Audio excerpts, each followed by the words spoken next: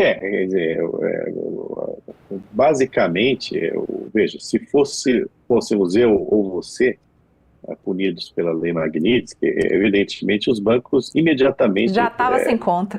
já, exatamente, cancelariam as nossas contas sem, né, sem dar muita satisfação, inclusive. Agora, no caso do Alexandre de Moraes, autoridade é autoridade, né?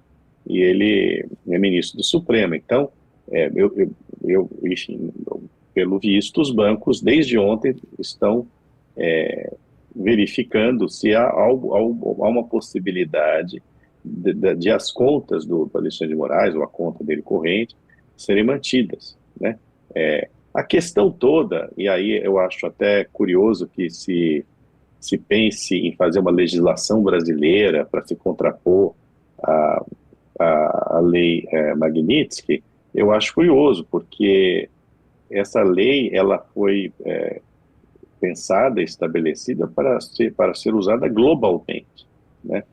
E ela prevê punição a empresas, veja, fecha, né, veda o território americano, o espaço de negócios americano e tudo mais, a quem é penalizado, mas também ela penaliza empresas estrangeiras que mantenham negócios nos Estados Unidos, né, ou que tenham sede, filial nos Estados Unidos. Então, eu acho um pouco estranho que se edite aqui uma norma, uma lei, uma MP, seja o que for, qual o instrumento, porque as empresas brasileiras que fizerem negócio, continuarem a fazer negócios com o Moraes, né? E negócio é ter uma conta, você ter um fundo, né? Um banco, qualquer coisa que vale. Quer dizer, teoricamente não. O que está previsto na lei é que essas empresas sofrerão sanções, né? Dos americanos, do governo americano.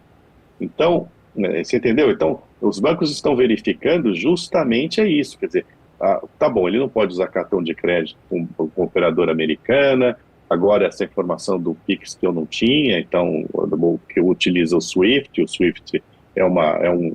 um mecanismo americano, mas o que os bancos estão estudando, e eu não sei ainda se eles já têm uma resposta, é se o Moraes pode ter uma conta bancária, né, no Brasil, sem fazer transação em dólar, se isso configuraria uma afronta à lei Magnitsky, né? Um troço bastante complicado, né? Eu imagino que no jogo lá do Corinthians e Palmeiras, ele estava só pensando nisso, né? Porque de fato é um troço pesado. Amanhã, nessa sessão, tendo em vista o retrospecto de outros momentos de crise do STF, eu acho que haverá, obviamente, uma manifestação ali, talvez, através, né, por meio do presidente do STF ou por meio do decano, enfim, de solidariedade irrestrita, aquele discurso, não, nós não, de soberania, defesa da soberania, defesa do STF, né? Estamos juntos. Isso é a praxe, né? Isso é a praxe. Agora, como a gente já disse aqui, eu acho, ao punir apenas o Alexandre de Moraes num primeiro momento, né? Obviamente há a intenção aí de pressionar os demais ministros, né, manter uma guilhotina sobre a cabeça, sobre o pescoço deles, né, para ver se isso se move alguma coisa. E eu, sinceramente, não acredito que isso terá um efeito no julgamento do Bolsonaro, né? Talvez na dosimetria os caras pensem um pouco, né? Talvez, né? Mas, como eu disse aqui, lá na frente, né, pode ser que isso tenha algum efeito, que não é o que os bolsonaristas querem, tá? Os bolsonaristas querem que os processos sejam extintos, querem que votem uma anistia, né? Eles acham que, eles realmente creem, né, que isso terá um efeito imediato. Isso não haverá. Não haverá, né? Aí é uma capitulação que fica até feio, né? Para os caras. Eu nem estou falando do plano institucional, estou falando do pessoal, né? Então, mas E é sabe, é ruim, né, aquilo, Mário? não. Porque mistura os assuntos, né? Porque, como você tem colocado bem nas colunas e nos comentários, existe mesmo um problema ali nas decisões do ministro Alexandre de Moraes, né? Que é tudo no mesmo processo, né? Ele julga, ele é o acusado, ele sentencia, ele, né, investiga. Então, quando você personaliza isso na questão da anistia do próprio Bolsonaro, você deixa de discutir o que a gente realmente precisa discutir, que são essas medidas, né, que autoritárias ali do ministro Alexandre de Moraes, né? Aliás, ontem nós comentamos isso, né, aqui no programa, e eu escrevi hoje, afirmei, obviamente, essa inclusão do Alexandre de Moraes na Lei Magnitsky é uma vingança bolsonarista, né, que encontrou eco junto aos seus sócios trumpistas, né, lá nos Estados Unidos, né, para além de ser uma tentativa desmiolada, né, de tentar livrar o Jair Bolsonaro dos processos que ele enfrenta, né. Mas, independentemente disso, como nós lemos aqui ontem, né, nas motivações que foram elencadas pelo governo americano para punir o Alexandre de Moraes, sabe, não dá para dizer que tudo aquilo é mentira, uma boa parte daquilo é verdade, né?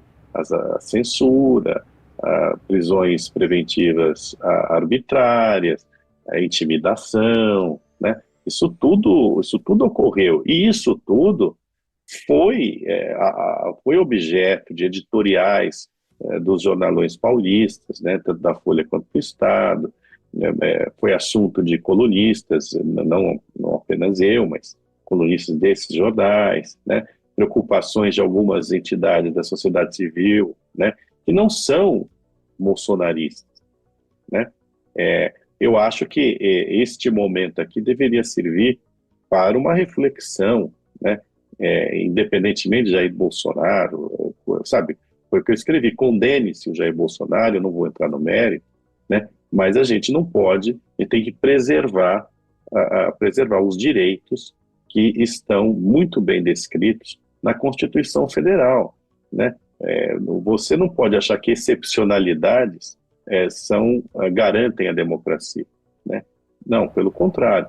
E esses inquéritos, eles atuam na excepcionalidade, abertos de ofício, são opacos, você tem o sujeito é vítima, investigador, juiz, denunciador, quer dizer, isso não existe.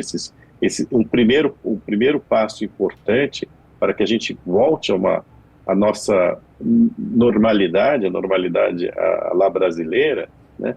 Mas é uma normalidade, a extinção desses inquéritos, né? Não existe inquérito para sempre, né? Você não pode ir adiando o inquérito a cada 6 meses, indefinidamente, né? A conclusão, e aí, na verdade, né? Não a extinção. Não, assim, a conclusão desse inquérito, exato, não, né? Mas assim, dando um fim a eles, né? Quer dizer, tá bom, olha, esses aqui têm uma certa culpa, esses aqui não tem, né? Isso aqui a gente já investigou, deu nisso, deu naquilo, que é a conclusão do inquérito, né? Você tem razão. Então, enquanto houver esses inquéritos, haverá Alexandre de Moraes, porque é ele que conduz. A bolinha do sorteio só cai nele, Sabino. Porque aquilo é prevenção, né? Não tem nem sorteio, né? Como esses inquéritos, eles abrangem tudo, o universo, né? Vai tudo para o Alexandre de Moraes, né? Por prevenção, né? Então, não dá. Isso aí tá absolutamente errado. Hoje você não tem mais um poder judiciário, você tem um Alexandre de Moraes. É isso. Né? Mário, você sabe que nesse caso, né, a prevenção, claro, o Moraes já está com esse assunto, vai tudo para ele, mas tem os outros casos em que a bolinha cai nele, como o IOF, né? Outros, tudo cai com o Moraes, né? E você sabe que foram 2 pedidos feitos para o Barroso, para que se fizesse uma auditoria nesse sistema aí das bolinhas, que não são bolinhas, a gente está chamando assim para ficar mais fácil o entendimento, e o Barroso primeiro concordou e depois o Barroso negou que se fizesse, né, a imprensa conseguisse entrar lá para fazer uma auditoria nesse sistema. Então esse sistema é bem esquisito e não é só lá não, onde tem esse sistema aí de sorteio, a gente vê que tem algum tipo de problema que não nos deixam averiguar, afinal, como é que ele funciona. Olha, eu espero aqui não estar incorrendo em nenhuma contravenção ou crime, né?